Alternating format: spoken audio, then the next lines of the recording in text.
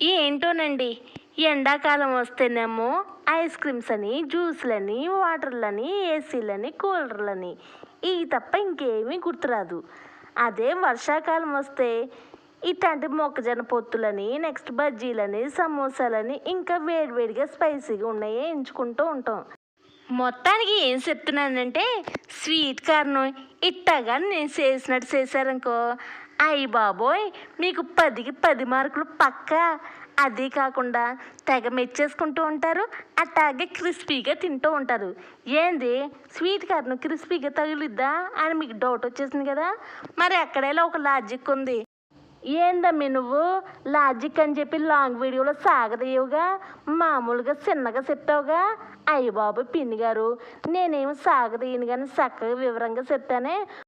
ఇప్పుడు నేను స్వీట్ కార్న్లు 3 తీసుకున్నాను కదా, చక్కగా ఇట్టగా తోలు మొత్తం తీసేసుకొని ఇట్లా 2 ముక్కలుగా చేసుకోండి. ఈ 3 కాయలేగా తీసుకున్నాను.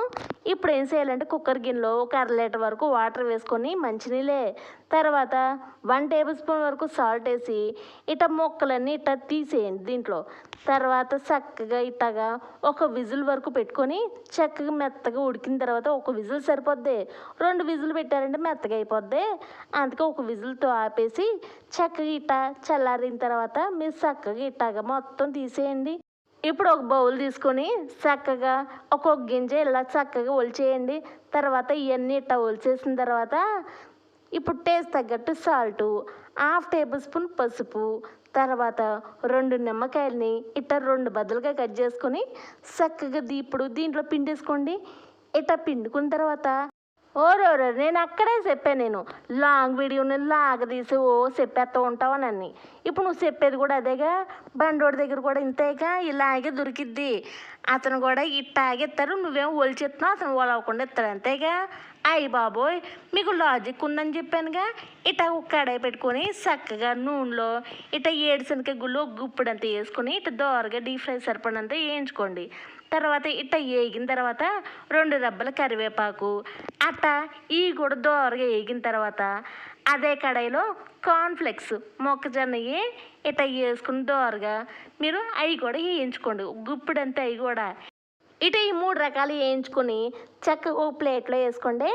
ఇప్పుడు ఏం చేయాలంటే ఆల్రెడీ ఇన్నడ మొక్కజొన్న పొత్తు మీద నిమ్మకాయ, ఉప్పు, కారం వేసుకున్నారు కదా, అట్టాగి ఇప్పుడు 3 రకాలు వేయించుకున్నారుగా, ఆ 3 రకాలు కూడా ఏడుశనగ గుళ్ళు, అలాగే కార్న్ఫ్లెక్స్, అలాగే కరివేపాకు ఇట్లా వేసుకొని ఒక్కసారి షేక్ చేసేయండి.